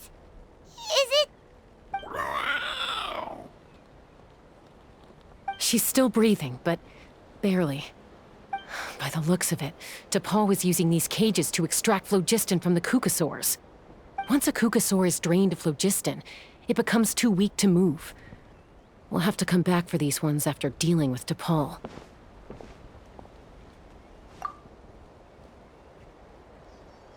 Let me see. Looks like a record of his phlogiston research. Log number 330. With the support of... I was finally able to launch the airborne workshop. Even though it relies on the relic for 80% of its power supply, I've at least taken the first step. Log number 348. Research on the relic is progressing well. I should be able to replicate the technology and scale up production very soon. Has proposed a name for this groundbreaking invention: the phlogiston wings. I think I'm getting close. Soon I will achieve my dreams. Log number 377. Encountered some issues with the new smaller model phlogiston wings. The gaseous phlogiston showed some volatility during the refinement process. Thinks we should proceed at a more cautious pace with the refinement experiments. But after so many past failures, I have to prove that I will succeed this time.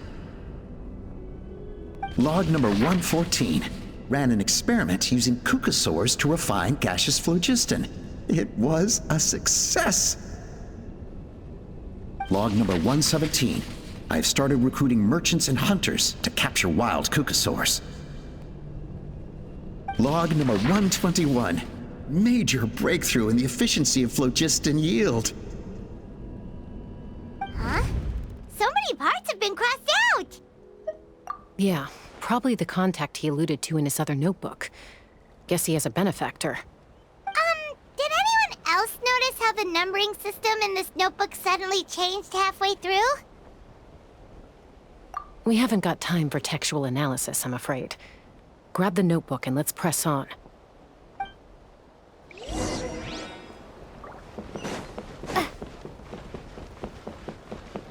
Huh. Never seen one of these before. Looks like this was built with the Cinder City components, too. You're not thinking of giving it a nice hard kick, are you? Take me up! Whoa! What's that mechanism doing? It's asking for a nice hard kick where it hurts. Aim for the weak spot.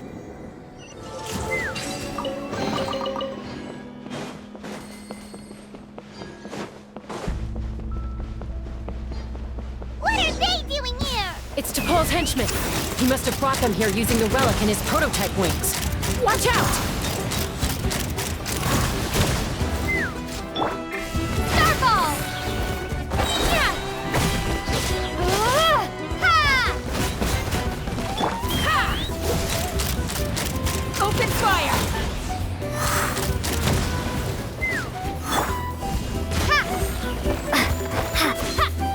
Hold on to your hats.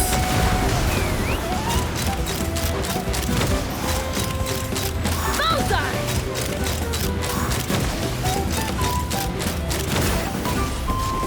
Crumble apart! Starfall! Yeah! Yeah! Drop! Let's fly! Open fire! Open fire!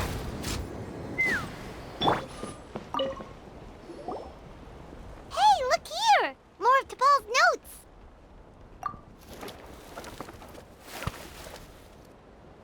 Log number 403.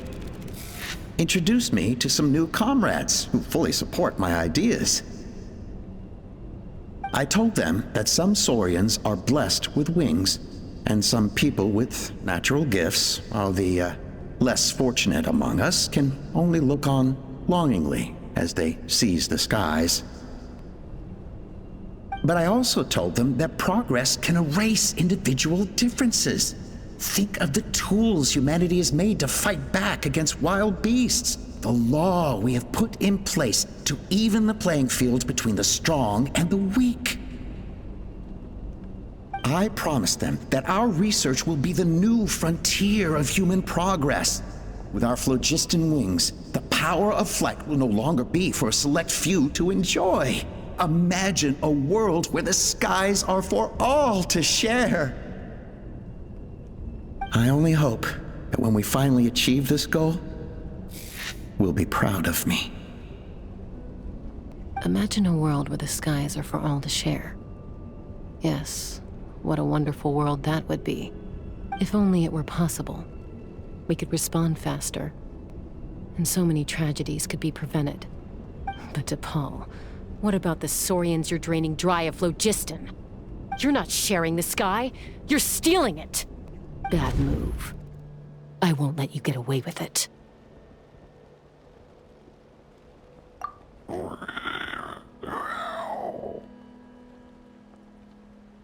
I'm fine. Let's keep moving. I don't think we'll find anything else here.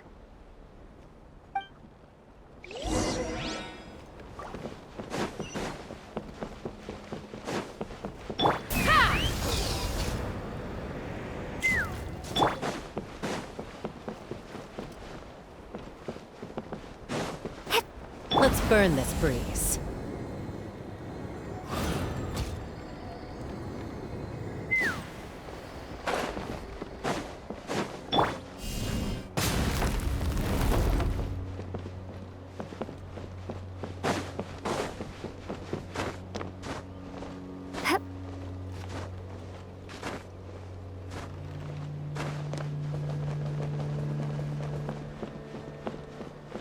Let's burn this breeze.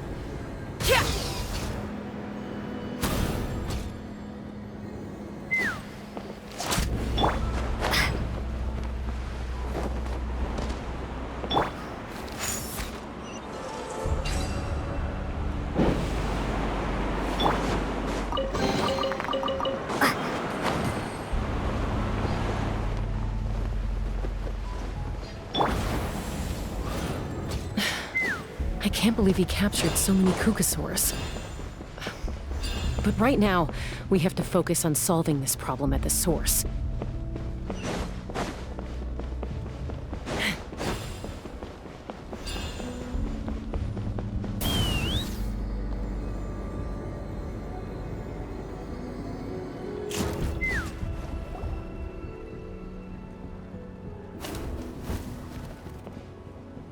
Looks like we've reached the center of the workshop. And still no sign of Koya's baby.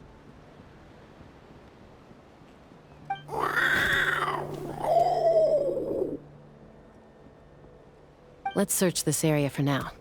If we still can't find Chime, we'll double back.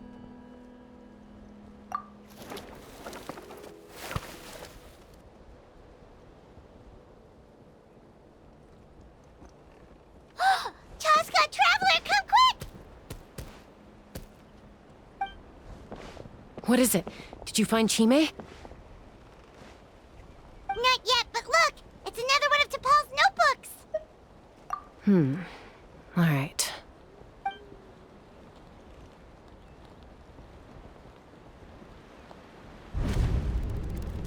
Log number 428. We decided to restart the experiments on phlogiston refinement, but without telling. This is the final obstacle to the success of the Phlogiston Wings project. We cannot fall at the last hurdle.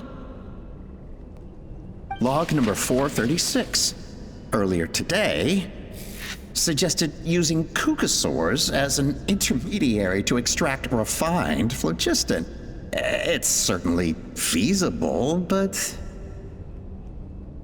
Anyway, as long as our secret experiment succeeds, I'm sure won't bring it up again. Log number 443. We will conduct the experiment tomorrow. Birthday is coming up, so hopefully we'll have a birthday surprise for her. Log number 444. Huh? Why is this log empty? I guess whoever wrote down the log number was prevented from recording the results.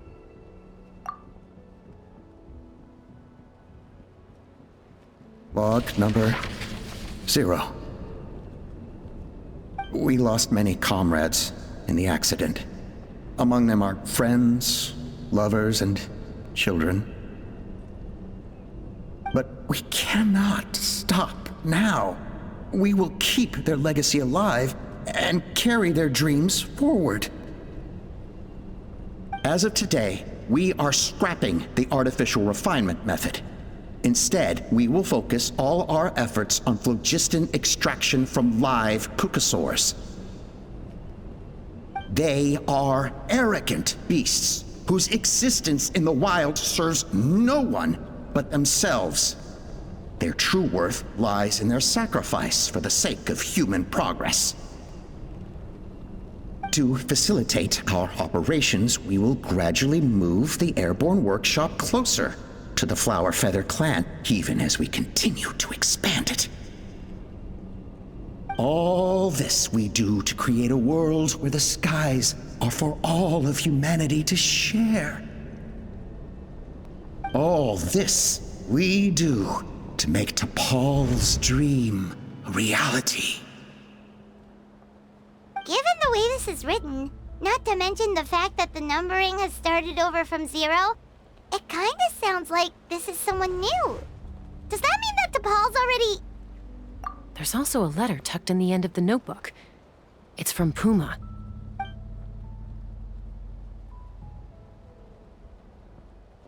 T'Pol, I don't know where you are right now, so I don't know how to reach you.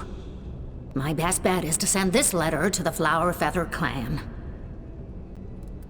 Your father is gravely ill.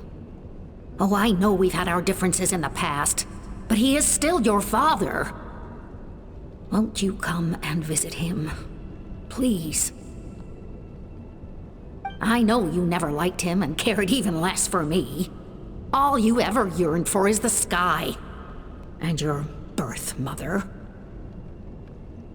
But we'll still be waiting here for you if you do come back. This may be the last chance you'll get to see your father. So Puma's not T'Pol's real mom?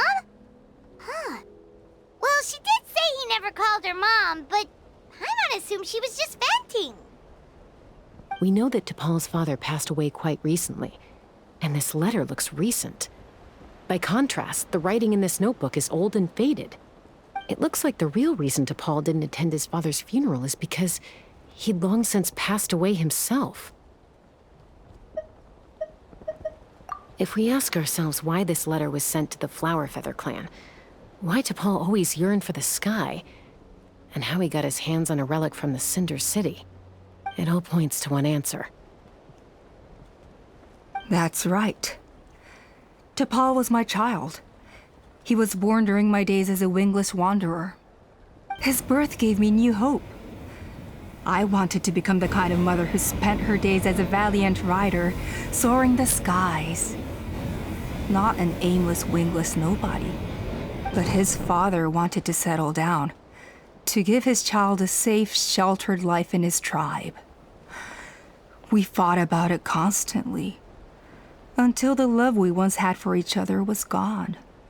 He started a new family, with another traveler who was also looking to return home. And I went back to the Flower Feather clan, alone. Oppa? I had no idea that despite being raised among the children of echoes, my child still harbored dreams of the skies. Can you imagine, Chaska? The joy and surprise I felt when he showed up at my door, asking to join the flying trials.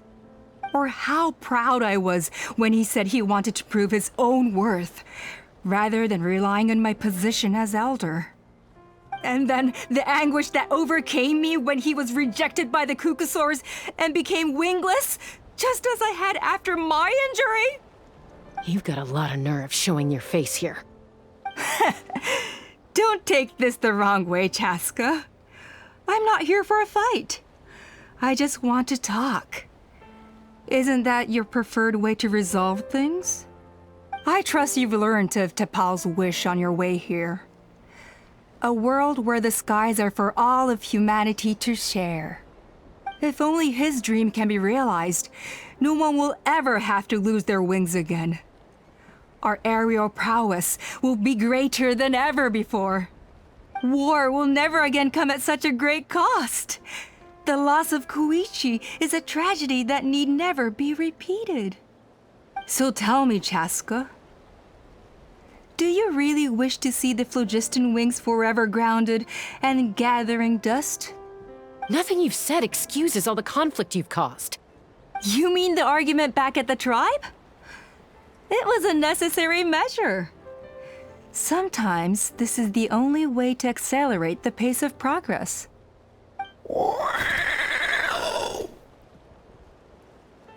Is a mother harming her children when she coaxes them into swallowing a bitter pill? Of course not. It is a brief moment of suffering for the greater good, and the child would come to understand this in due course. The phlogiston wings are that bitter pill. We will never progress as a tribe if we cling to the scraps the Kukusaurs offer us. Once the people have embraced the phlogiston wings, they will never look back.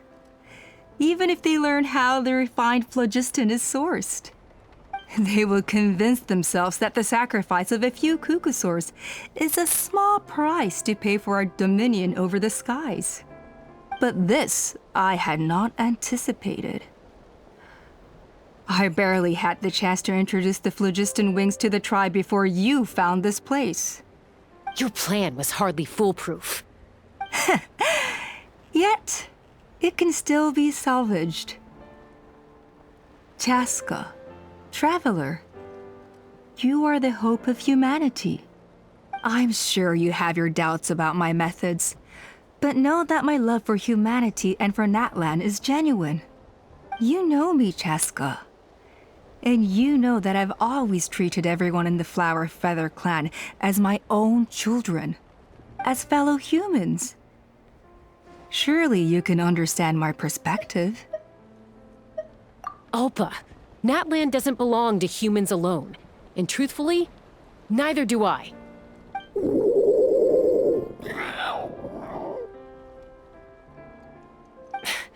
How many times has the Abyss invaded Natlan now? And yet despite how much stronger it is than us, Natlan still stands as a nation of humans and saurians. Peace imposed by force will crumble in a matter of days, because social bonds are what hold a civilization together. Weren't you the one that taught me that?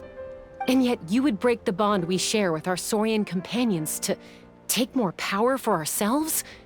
That's as stupid as hacking your own arm off to use it as a club. They are wild beasts, driven purely by instinct. How could they possibly understand human social bonds? How did someone like her ever become a writer? Ha! You overestimate them. They bow to the strong and shun the weak. That's all there is to it. They never gave Tepal a second glance when he was at his lowest, nor me when I returned injured from the Cinder City. It's all about survival of the fittest for them. Plain and simple.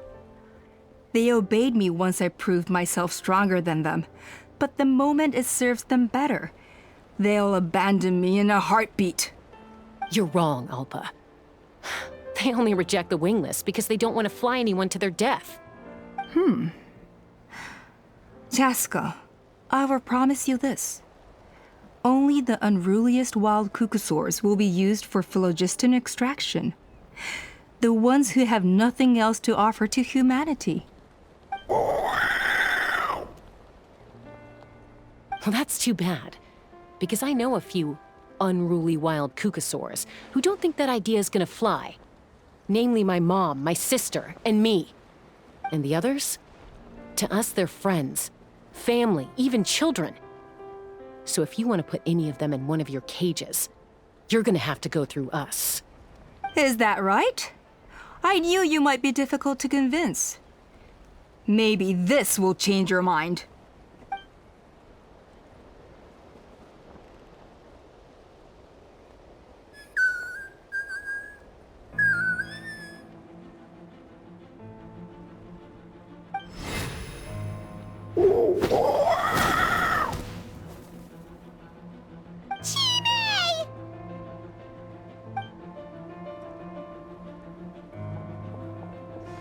Alpa!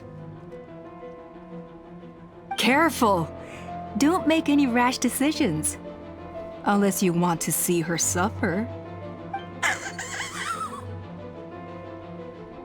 Oh no, that's one of the extraction cages!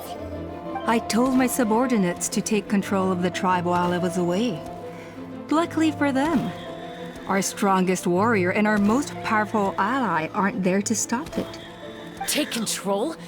What are you planning to do with Mutota and his supporters? Merely accelerate their inevitable downfall. They cannot stand in the way of progress forever. It is not the move I wish to make, but I'm afraid you and your friends force my hand. And since you insist on imposing me too, I have no choice but to keep you here until the dust has settled. So that's what you meant by I just want to talk. You never intended to negotiate. You just wanted to stall us. No, Chaska. I genuinely hoped I could win you over. You are the strongest warriors we have. Put down your weapons, and I promise you that no harm will come to this young Saurian. I just need you to stay here for the next couple of weeks or so, while my people consolidate their power. Then, I will give her back to you, and you'll be free to leave. As long as the majority supports our vision, even the Pyro Archon cannot meddle in our internal affairs. Your vision is deranged, and the Flower Feather Clan will never support it. You sure about that? Then wait here and see. Time will tell. What do we do? Even if the whole tribe fights back, Mutota's in grave danger! Stop delaying the inevitable! Drop your weapons and get into the cages, now! She's still holding Chime hostage. Is there really no other way?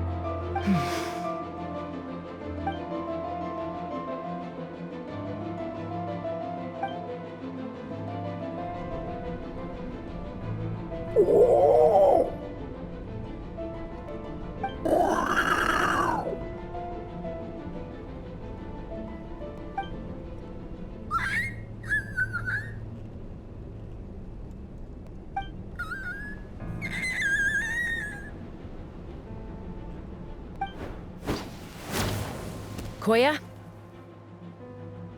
Huh? What are you yapping about? Stand down. Drop your weapons, now! This instant!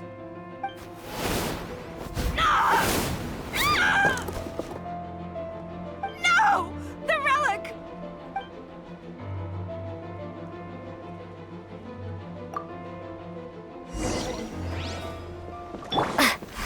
Starball! Shake! Knock him down. Open fire! Open fire! Locked on! Drop! Crumble apart!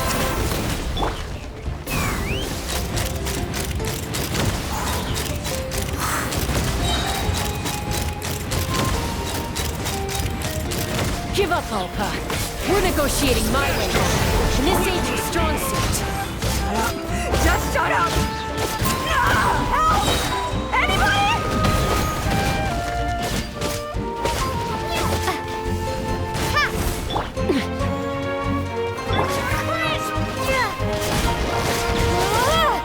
Let's burn this breeze.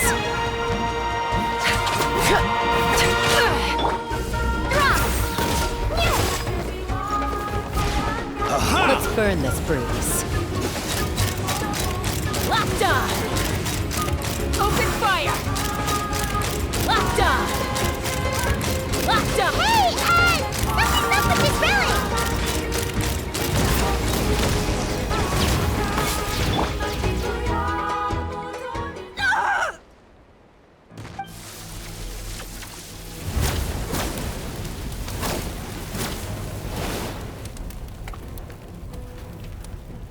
No!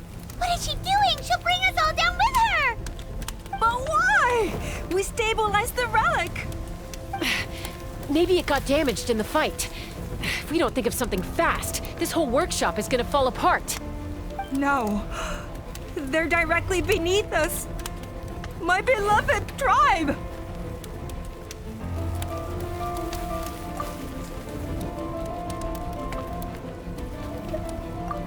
Okay,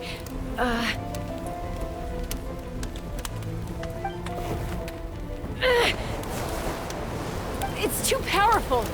This ain't a toy like last time. I don't think I can just throw it aside.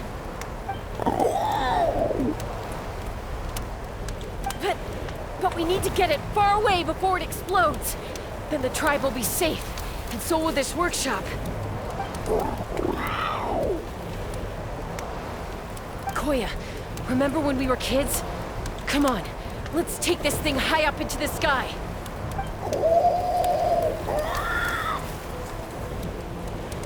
Don't worry, I know I can get rid of it before it explodes. We're talking some surface wounds at most. All I need is for you to catch me at the end, just like old times.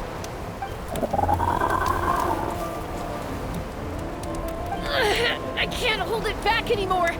We have to go. Don't be insane! Alpa! What are you... You're a fool, Chaska! Why would you choose such a risky solution? We cannot entrust the safety of our tribe to this wild Saurian! I'm the fool! You really think you can stand a better chance than me? Sure, it may be asking too much for an ex-wingless to escape the blast radius in time. But I can fly it a safe distance away, even if it's the last thing I do.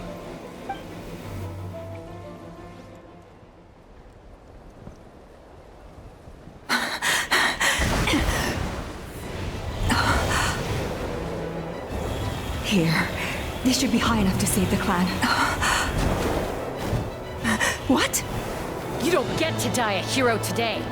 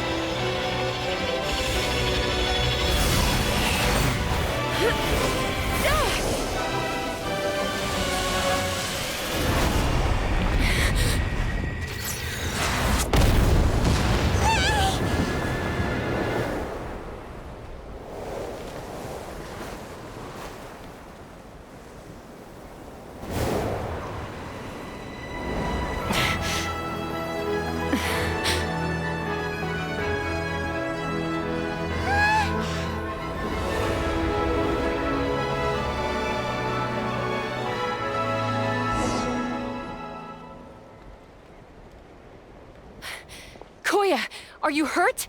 Let me take a look at you.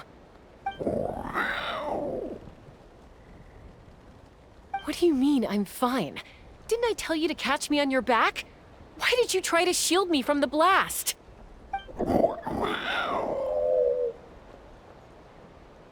Accident? Yeah, right. Seriously, you're as stubborn as ever. Chaska! Koya! How are things looking here?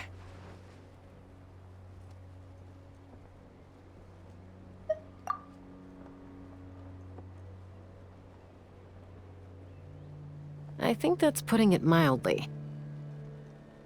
I owe you one. Again.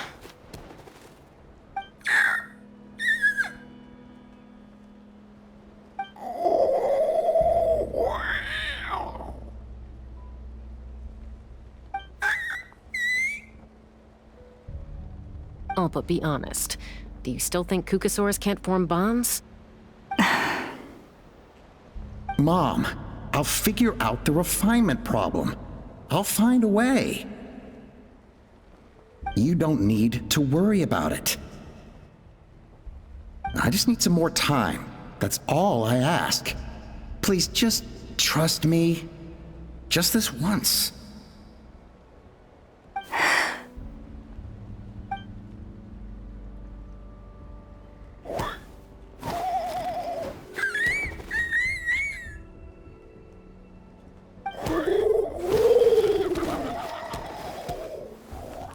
The Flower Feather Clan yield to the strong. And it's up to the winners to define what strength means.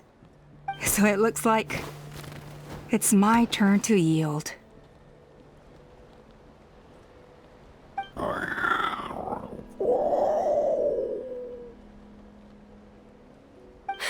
Koya! Koya!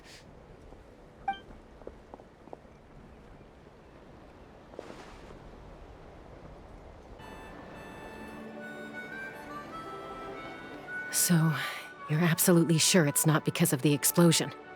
Yes, for the 10,000th time, I'm sure. The blast barely touched her.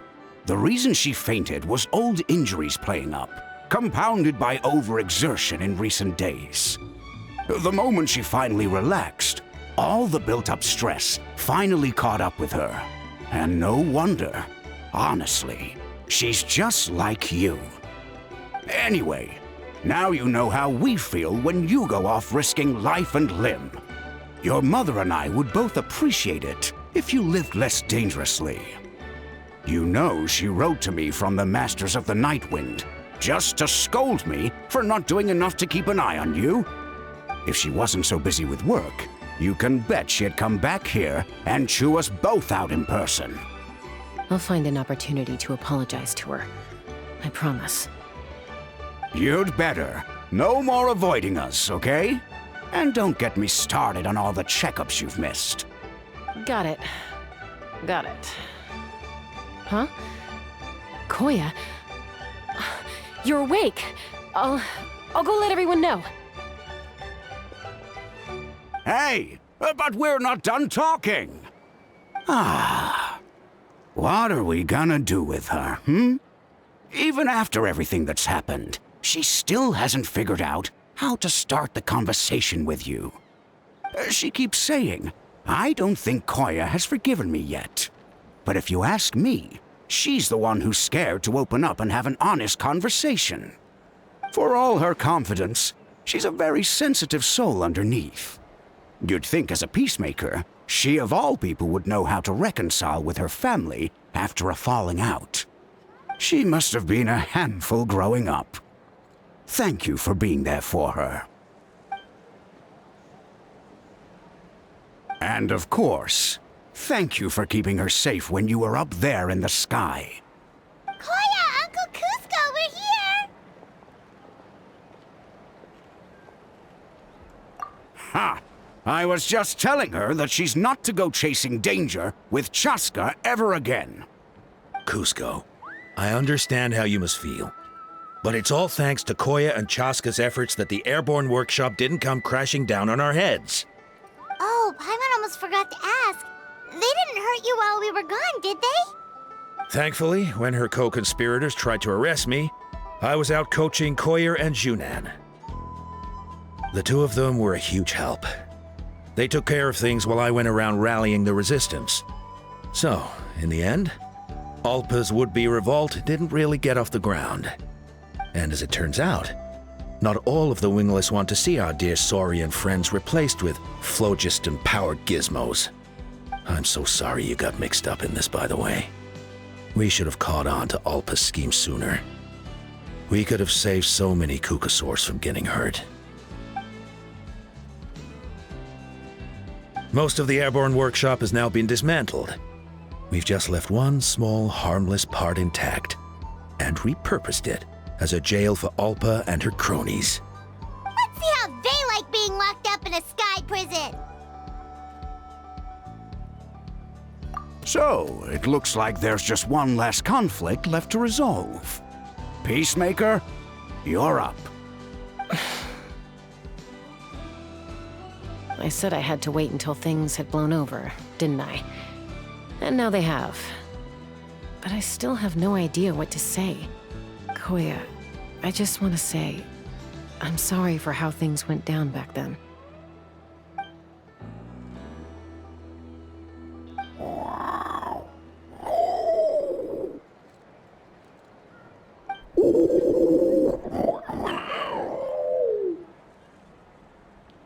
Huh? Does this mean you're not mad at me anymore?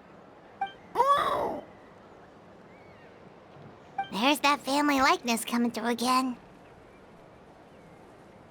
But that day, when we ran into each other.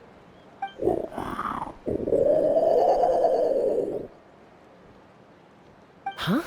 So then, when did you finally make your peace with it?